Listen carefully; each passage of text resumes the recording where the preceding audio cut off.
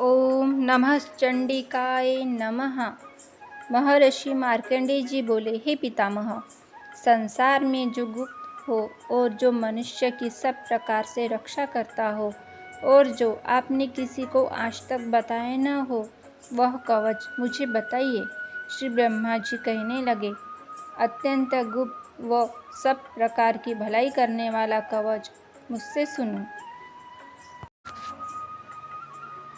ब्रह्मा जी कहने लगे, प्रथम शैलपुत्री, द्वितीयं ब्रह्मचारिणी, तृतीयं चंद्रघंटा, चतुर्थं कुष्मांडा, पंचम स्कंदमाता, छठी कात्यायनी, सातवीं कालरात्रि, अष्टम महागौरी, नवम सिद्धिदात्री। यह देवी की 9 मूर्तियाँ 9 दुर्गा कहलाती है। आग में जलता हुआ, रण में शत्रु से घिरा हुआ, विषम संकट में फंसा हुआ मनुष्य यदि दुर्गा के नाम का स्मरण करे तो उसको कभी भी हानि नहीं होती। रण में उसके लिए कुछ भी आपत्ति नहीं और न उसे किसी प्रकार का दुख या डर होता है। हे देवी, जिसने श्रद्धापूर्वक तुम्हारा स्मरण किया है उसकी वृद्धि होती है और जो तुम्हारा चिंतन करते हैं उनकी तुम निसंदेह रक्षा करने वाली हो। चामुंडा प्रेत पर, वाराही भैंसे पर, रौद्री हाथी पर, वैष्णवी गरुड़ पर अपना आसन जमाती है। माहेश्वरी बैल पर, कौमारी मोर पर और हाथ में कमल लिए हुए विष्णु प्रिया लक्ष्मी जी कमल के आसन पर विराजती है। बैल पर बैठी हुई ईश्वरी देवी ने श्वेत रूप धारण कर रखा है और सब प्रकार के आभूषणों से विभूषित ब्राह्मी देवी हंस पर बैठती है और इस प्रकार की यह सब देवियाँ सब प्रकार के योगों से युक्त और अनेक प्रकार के रत्न धारण किए हुए हैं। भक्तों की रक्षा के लिए संपूर्ण देवियाँ रथ में बैठी तथा क्रोध में भरी हुई दिखाई देती है तथा चक्र, गदा, शक्ति, हल और मुसल, खेटक और तोमर, परशु, पाश तथा भाला और त्रिशूल एवं उत्तम शारंग आदि शस्त्रों को दैत्यों के नाश के लिए और भक्तों की रक्षा करने के लिए और देवताओं के कल्याण के लिए धारण किए हैं। हे माँ रौद्रे, अत्यंत घोर पराक्रम, महान बल और महान उत्साह वाली देवी, तुमको मैं नमस्कार करता हूँ।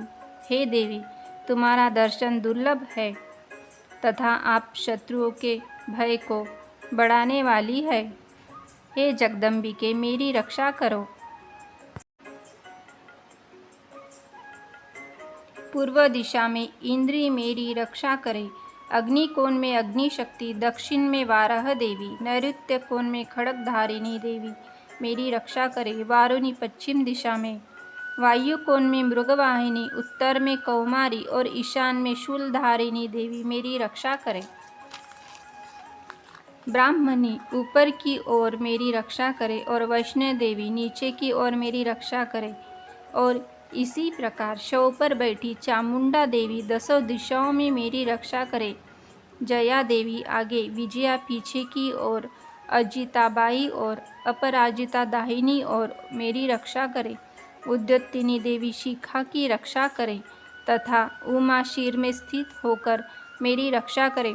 इसी प्रकार मस्तक में मालधारी देवी रक्षा करें और यशस्विनी देवी मेरे भोग के संरक्षण करें। भोग के मध्य भाग में त्रिनेत्रा, नथुनों की यमघंटा देवी रक्षा करें। नेत्रों के मध्य में शंखनी देवी और द्वारवासिनी देवी कानों की रक्षा करें। कपोलों की कालिका देवी और कानों की मूल भाग की भगवती शांकरी देवी रक्षा करे।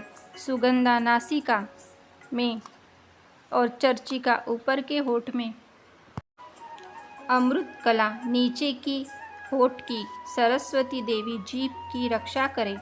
कौमारी देवी दांतों की और चंडिका कंठ प्रदेश की रक्षा करे। चित्रघंटा गले की, घंटी की और महामाया तालु की रक्षा करे। कामाक्षी ठोड़ी की, सर्व मंगला वाणी की रक्षा करे। भद्रकाली गर्दन की और धनुर्धरी पीठ के मेरुदंड की रक्षा करे। कंठ के बारह भाग की नीलग्रीवा और कंठ की नली की नलकुबरी रक्षा करे। दोनों कंधों की खड्गिनी और वज्रधारिणी मेरी दोनों बाहों की रक्षा करे। दंडिनी दोनों हाथों की और अंबिका देवी समस्त उंगलियों की रक्षा करे। शूलेश्वरी देवी संपूर्ण नखों की, कुलेश्वरी देवी मेरी कुक्षी की रक्षा करे। महादेवी दोनों स्तनों की, शोक विनाशिनी मन की रक्षा करे। ललिता देवी हृदय की, शूलधारिणी उदर की रक्षा करे। कामिनी देवी नाभि की, गुहेश्वरी गुह्यस्थान की, पूतना और कामिका लिंग की और महिषवासिनी गुदा की रक्षा करे। संपूर्ण इच्छाओं को पूर्ण करने वाली महाबला देवी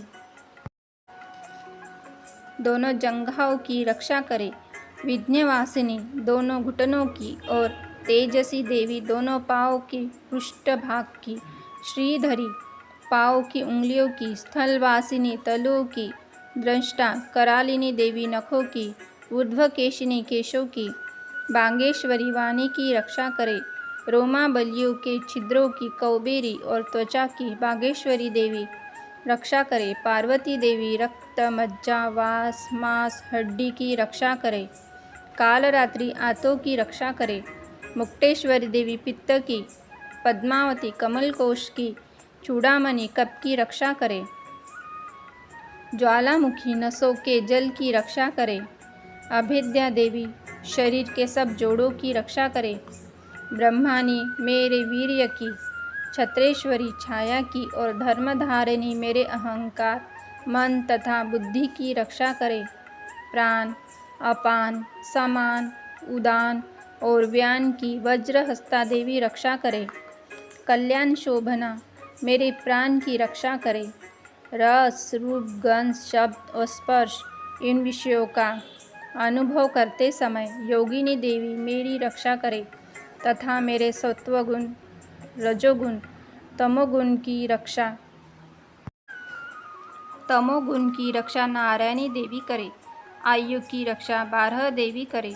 वैष्णवी धर्म की तथा चक्रिणी देवी मेरी यश कीर्ति लक्ष्मी धन विद्या की रक्षा करे। इंद्राणी मेरे शरीर की रक्षा करे। और हे चंडिके, आप मेरे पशु की रक्षा करिए। महालक्ष्मी मेरे पुत्रों की रक्षा करे और भैरवी मेरे पत्नी की रक्षा करे। मेरे पथ की सुपता तथा मार्ग की क्षमा करी देवी रक्षा करे। राजा के दरबार में महालक्ष्मी तथा सब और व्याप्त रहने वाली विजया देवी चारों ओर से मेरी रक्षा करे। जो स्थान रक्षा से रहित हो और कवच में रह गया हो, उसकी पापों का नाश करने वाली जयंती देवी रक्षा करे। अपना शुभ चाहने वाले मनुष्य को बिना कवच के एक पग भी कहीं नहीं जाना चाहिए, क्योंकि कवच रखने वाला मनुष्य जहाँ जहाँ भी जाता है वहाँ उसे अवश्य धन लाभ होता है तथा विजय प्राप्त होता है। वह जिस अभिष्ट वस्तु की इच्छा करता है वह उसको इस कवच के प्रभाव से अवश्य मिलती है और वह इसी संसार में महाऐश्वर्य को प्राप्त होता है।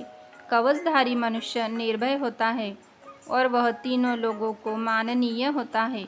देवी का यह कवच देवताओं के लिए भी कठिन है। जो नित्य प्रति नियम पूर्ण तीनों संध्याओं को श्रद्धा के साथ इसका पठन पाठन करता है, उसे देव शक्ति प्राप्त होती है। वह तीनों लोगों को जीत सकता है तथा अकाल मृत्यु से रहित होकर 100 वर्षों तक जीवित रहता है। उसकी लूता चर्म रोग विस्फोटक आदि समस्त व्याधियाँ समूल नष्ट हो जाती है और स्थावर जंगम तथा कृत्रिम विष दूर होकर उनका कोई असर नहीं होता तथा समस्त अभिचारक प्रयोग और इस तरह के जितने यंत्र मंत्र तंत्र इत्यादि होते हैं इस कवच के हृदय में धारण कर लेने पर नष्ट हो जाते हैं। इसके अतिरिक्त पृथ्वी पर विचरने वाले भूचल नभचर जलचल प्राणी उपदेश मात्र से सिद्ध होने वाले निम्र कोटि जन्म के साथ प्रकट होने वाले देवता कुल देवता कंठमाला आदि डाकिनी शाकिनी अंतरिक्ष में विचरने वाली अत्यंत बलवती भयानक डाकिनियाँ गृह भूत यक्ष गंधर्व राक्षस ब्रह्म राक्षस वैताल कुष्मांड और भैरव आदि अनिष्टकारक देवता भी उस मनुष्य को जिसने कि यह कवच हृदय में यह कवच धारण किया हुआ है देखते ही भाग जाते हैं। इस कवच के धारण करने से मान और तेज बढ़ता है। जो मनुष्य इस कवच का पाठ करके उसके पश्चात सप्तशती चंडिका का पाठ करता है उसका यश जगत में विख्यात होता है। और जब तक वन पर्वत और कानन आदि इस भमंडल पर स्थित है तब तक यहाँ पुत्र पौत्र आदि संतान परंपरा बनी रहती है।